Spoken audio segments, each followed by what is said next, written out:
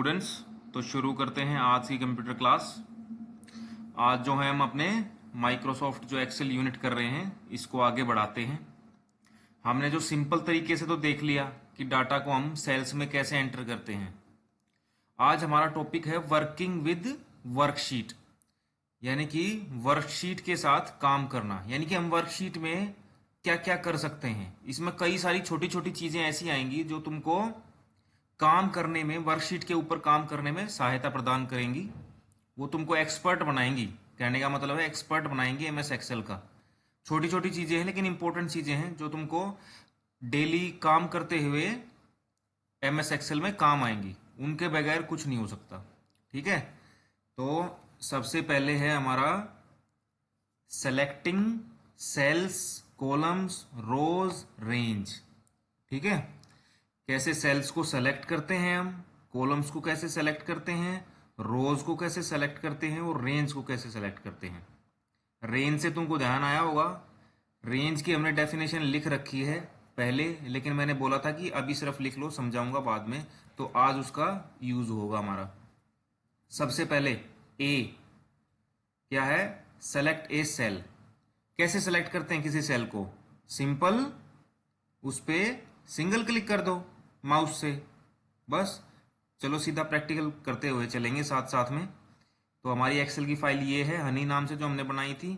कैसे पता लगा ये एक्सेल की फाइल है? सबसे पहले तो तुम इसके ऊपर आओगे, जब देखो टाइप, टाइप में लिखा हुआ है माइक्रोसॉफ्ट एक्सेल वर्कशीट।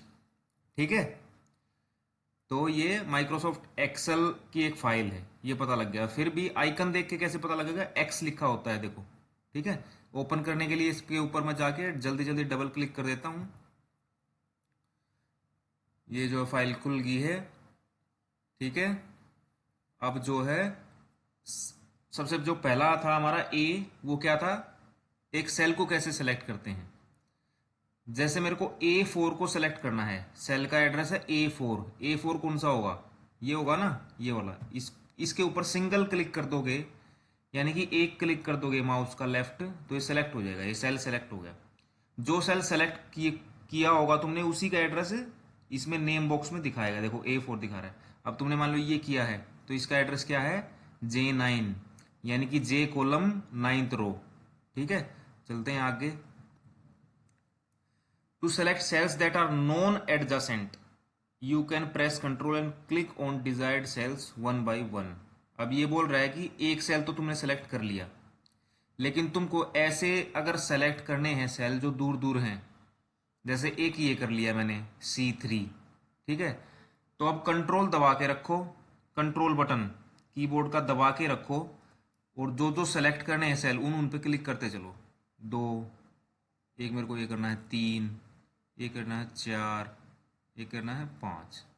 यानी कि ये 5 सेल मैंने इकट्ठे सेलेक्ट कर लिए। देखो C3, E3, G5, E8 और G8।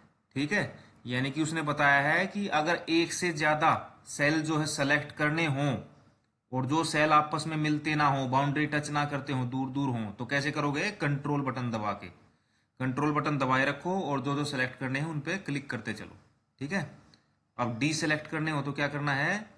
कंट्रोल बटन से हाथ हटा लो और बाहर कहीं भी क्लिक कर दो, सिंगल।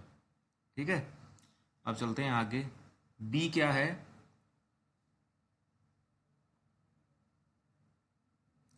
सेलेक्ट एंटायर कॉलम और रो। पूरा कॉलम सेलेक्ट करना है या पूरी रो सेलेक्ट करना है? ये मैंने कल दिखा भी दिया था शायद वीडियो में, लेकिन फिर भी अभी देख लेते हैं। कॉलम कैसे सेलेक्ट करते हैं? Click column heading. कॉलम, जो कॉलम की हेडिंग है उस पर क्लिक कर दो, बस सिंगल माउस लेफ्ट क्लिक। इसी तरह रो को क्लिक करना हो तो क्लिक रो हेडिंग। ठीक है, प्रैक्टिकल करके दिखाता हूँ। शॉर्टकट है ये इनके, अगर किसी को याद रह जाए तो याद कर लो, वरना कोई जरूरी नहीं है शॉर्टकट याद करने इनके। ठीक है, बस ये याद रखना है करते कैसे हैं। अब वो कह रहा है कि पूरा, जैसे मेरे को सी जो कॉलम है, सी ये जो कॉलम है मेरे को पूरा सेलेक्ट करना है, सी नीचे तक। तो इस पे गया, जैसे ही ये एरो आ जाए लेफ्ट क्लिक कर दूंगा, ये पूरा सेलेक्ट हो गया। देखो हो गया ना पूरा सेलेक्ट। इसी तरह मेरे को मान लो 10वीं जो रो है, 10वीं रो पूरी सेलेक्ट करनी है, तो 10वीं रो पे जाऊंगा। देखो गया, जैसे ही एरो आया लेफ्ट क्लिक कर दिया, पूरी 10वीं रो सेलेक्ट होगी। तो ऐसे हम करते हैं एंटायर कॉलम या रो सेलेक्ट। अब चलते हैं आगे।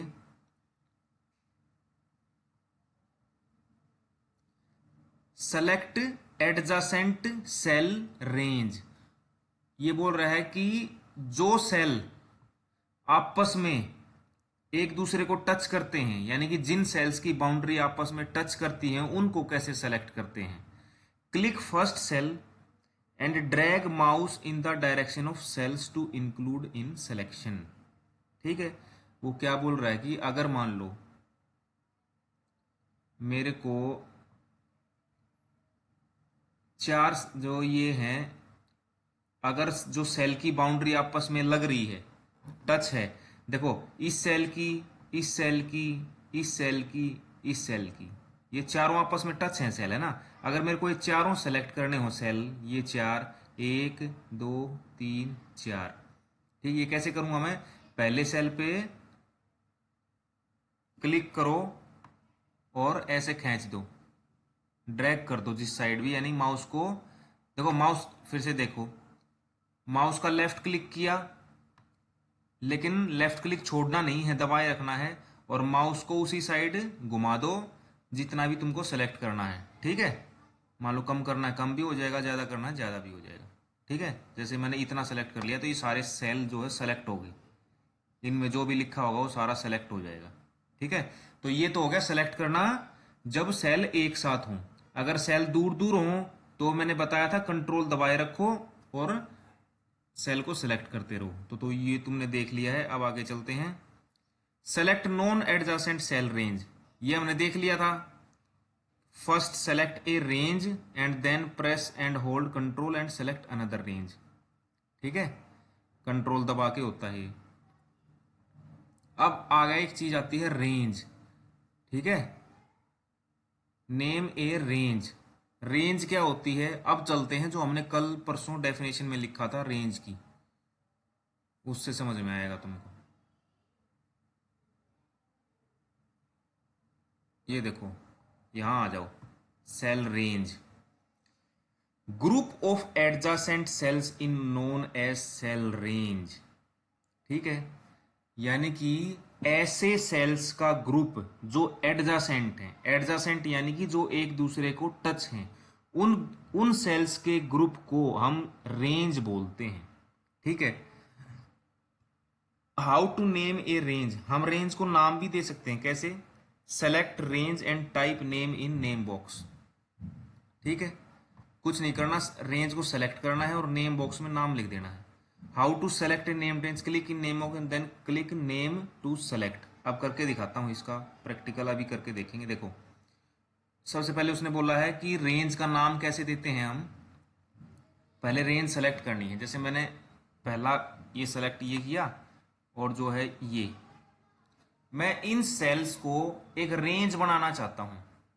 ठीक है, तो क्या करूंगा, इनको सेलेक्ट कर लिया, नेम बॉक्स में जाके इनका नाम टाइप कर देता हूं। जैसे नाम टाइप कर दिया मैंने यश।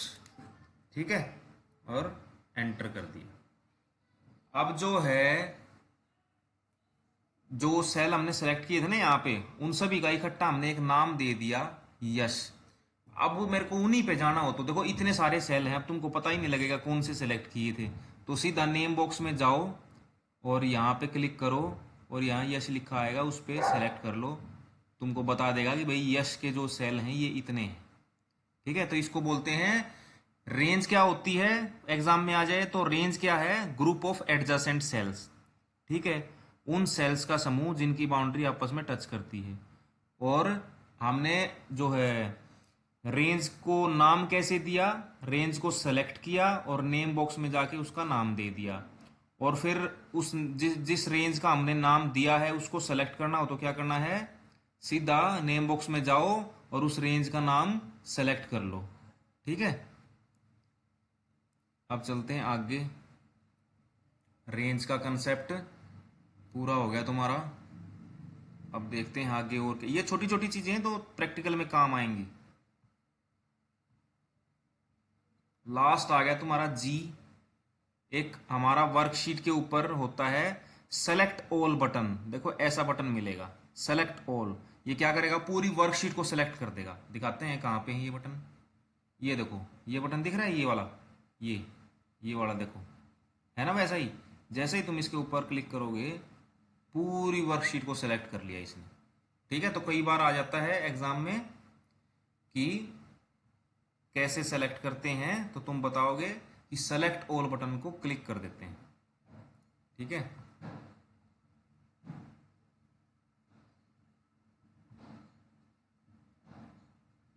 ये एडिटिंग है, एडिटिंग है वर्कशीट।